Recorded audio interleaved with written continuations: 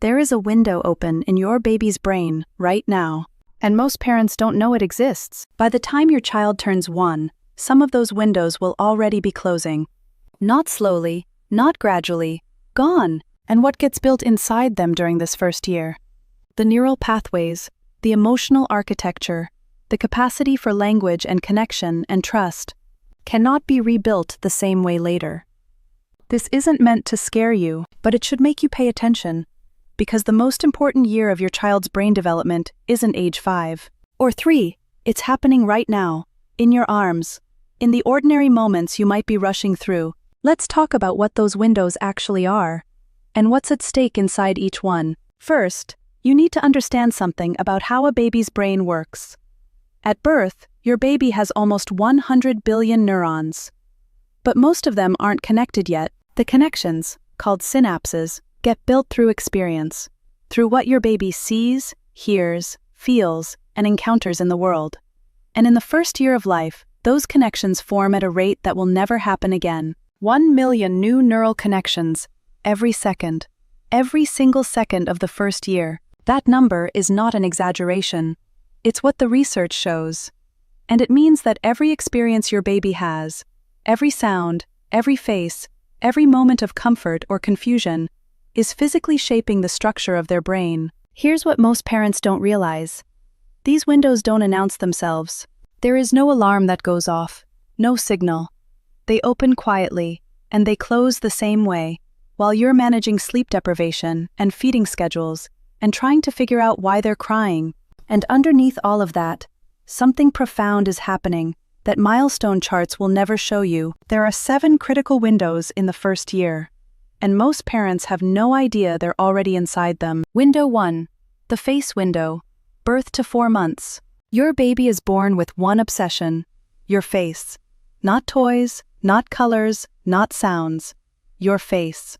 From the moment they open their eyes, your baby's brain is searching for a face to lock onto, and when it finds one, yours, something remarkable begins. The reason this matters so much is because the brain builds its entire social architecture through face-to-face interaction in these early months. The neural systems for reading emotion, detecting safety, and understanding other people, all of it starts here. This is where empathy begins, not in childhood, not in school, in the first 4 months, with your face. And here's the part that changes everything. It's not enough to be present. The face has to be responsive. When your baby looks at you, and you look back, really look back, with your full face, matching their energy, responding to their expressions, their brain registers something critical. I am seen. My signals matter. The world responds to me. That experience, repeated thousands of times in the first 4 months, builds what researchers call the social brain, the neural infrastructure for connection, communication, and emotional intelligence. The child who gets this develops fundamentally different neural architecture than the child who doesn't.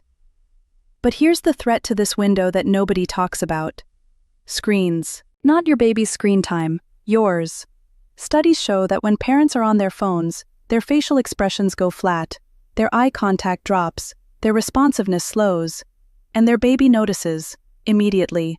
Even brief, repeated moments of a flat, unresponsive face register in a baby's nervous system as something wrong. So here's one thing you can do starting today.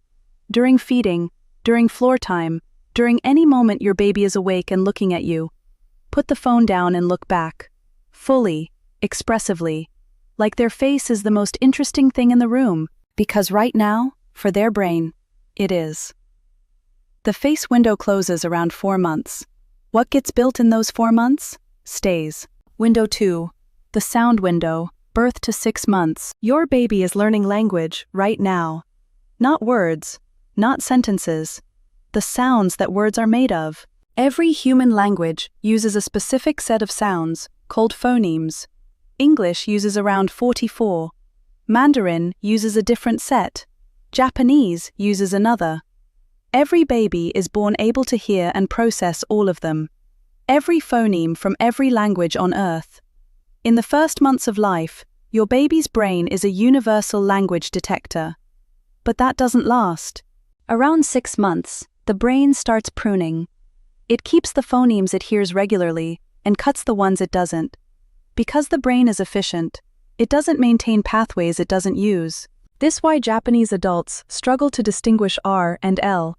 Their brains pruned that distinction in infancy because they never needed it. The phonemes your baby hears most in the first 6 months become the foundation for everything that follows. Language, reading, phonics, the ability to break words apart and put them back together. And here's what most parents don't know. The voice that builds this foundation most powerfully is not a screen, not a speaker, not an educational app. It's yours. Live, in person.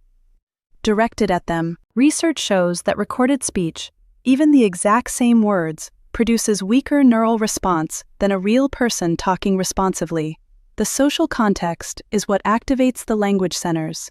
The eye contact, the back and forth, the fact that you pause and wait for them. So talk to them, narrate your day, name what you're doing, sing the same songs over and over, and when they make a sound, respond to it as if it meant something, because to their developing brain, it does. They are building something you won't see for months, but they are building it right now. Window 3, the attachment window, birth to 12 months. This is the most important window of the first year. And the most misunderstood. Most people think attachment is about love, about bonding, about how much you care for your child. It isn't. Attachment is about predictability. It's about whether your baby's nervous system learns, through thousands of repeated experiences, that their signals will be answered, that when they reach out, something comes back, that the world is responsive enough to be trusted. When that learning happens consistently, when a baby reaches and is met, cries and is soothed, shows distress and finds comfort, something gets encoded deep in the nervous system. I am not alone. Help exists. Connection is possible. That encoding becomes the template for every relationship they will ever have. And when it doesn't happen, when the signals go unanswered often enough, or the responses are too delayed, too inconsistent, too distracted, the nervous system draws a different conclusion. Reaching doesn't work. Handle it yourself. That conclusion, formed before your child has a single word to describe it, shapes how they attach to partners, how they respond under stress, whether they can ask for help, whether they believe they are worth helping. This is not about being a perfect parent. You don't have to respond every time. You don't have to get it right every time. You just have to get it right enough. Enough that the pattern is clear. Enough that the nervous system learns. Most of the time, when I reach, something comes back. Here's what threatens this window. Not neglect, not absence. Distraction. The parent who is physically present, but emotionally somewhere else. Responding on a 3-second delay. Feeding while scrolling. Present in the room, but not in the moment. The baby cannot tell the difference between a parent who is absent and a parent whose attention is fragmented. Their nervous system is tracking one thing. Does reaching work? So when your baby reaches for you, even just with their eyes, reach back. Put everything down. Be there fully, even for 30 seconds. That brief, complete presence does more than an hour of half-distracted togetherness. Every moment of genuine presence answers that question with yes. Every moment of distracted half-presence makes the answer less clear. Window 4. The stress regulation window. 2 to 6 months. Here's something most parenting books never explain. Your baby cannot regulate their own nervous system. Not at all. Not even a little. When they're stressed, flooded with cortisol, overwhelmed, crying, they have no internal mechanism to bring themselves back down. That mechanism doesn't exist yet. The only way their nervous system calms down is by borrowing yours. Your calm voice, your steady hands, your regulated nervous system, reaching across and co-regulating theirs. This process, repeated thousands of times in the first year, does something extraordinary. It teaches their nervous system how to regulate itself. Not because you explained it, because you modeled it, over and over, until their brain learned to replicate the pattern internally. This is called co-regulation. And it is the biological origin of emotional intelligence. The child who receives consistent co-regulation develops a nervous system that can handle stress, that can recover from upset, that can stay functional under pressure. The child who doesn't, who is left to cry before their system is ready, who is soothed inconsistently, is still developing. But the architecture looks different. more reactive, harder to soothe, quicker to flood. Not permanently, but the foundation poured in the first year is the one everything else gets built on. So when your baby is overwhelmed, stay calm yourself first. Take a breath, slow your voice. Your nervous system is the tool. The calmer you are, the faster theirs responds. Pick them up, stay steady, let them borrow what they can't yet build. Window 5, the motor window, 3 to 12 months. This window is the one most parents think they understand. They don't. Rolling, sitting, crawling, standing. Most parents see these as physical milestones, things to tick off a list. They are that, but they're also something else entirely. They are the brain building itself through movement. Every time your baby reaches for something, their visual cortex, motor cortex, and cerebellum are wiring together. Every time they crawl, cross-lateral movement physically strengthens the connection between the left and right hemispheres of the brain. That connection is the same structure that later supports reading, writing, focused attention, and organized thinking. And here is the threat to this window that no one is talking about. Containers, bouncers, swings, rockers, jumpers, car seats used as loungers. None of these are bad. All of them have their place. But a baby who spends the majority of their waking hours in a container is a baby whose brain is being denied the movement-based experiences that wire critical neural connections. So aim for at least 30 minutes of supervised floor time every day, spread across the day if needed. Not in a bouncer, not propped, just on a flat surface, free to move. Let them struggle, let them reach, let them fail and try again. That's not unsafe, that's how brains get built. Window 6. The sleep architecture window, birth to 12 months. This one surprises most parents. Sleep is not rest, not for a baby's brain. During sleep, specifically during deep sleep cycles, the brain consolidates what it learned during the day. It prunes connections that aren't needed. It strengthens the ones that are. It processes emotional experiences and files them away. In the first year, your baby is sleeping more than they are awake. That's not coincidence, that's by design. The brain needs that time. It is using every hour of sleep to do construction work that cannot happen while the baby is awake and absorbing new information.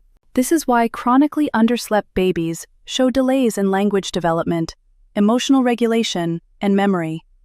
The consolidation process is being cut short. This doesn't mean every wakeful night is damage. Babies wake, that's normal. But protecting sleep matters far more than most parents realize. So when you're debating whether to keep them up a little longer, don't. When your baby sleeps, their brain is working. Protect that work. Window 7. The curiosity window. 6 to 12 months. Watch a 6-month-old discover an object for the first time. The focus, the intensity, the turning it over and over, the putting it in their mouth, the dropping it and watching what happens, the reaching for it again. That is not random behavior. That is a brain in full construction mode. Curiosity, the drive to explore and figure out how things work, is not a personality trait in infancy. It's a biological drive, and it is most powerful between 6 and 12 months when the brain is primed to build the neural systems for exploration, problem-solving, and independent learning. Here's what threatens this window. Overstimulation. The assumption that more is better. More toys, more colors, more flashing lights, more activity. But the brain doesn't build curiosity through overstimulation. It builds curiosity through sustained attention, the ability to focus on one thing, explore it fully, and discover something. Because that's exactly what your baby's nervous system is learning.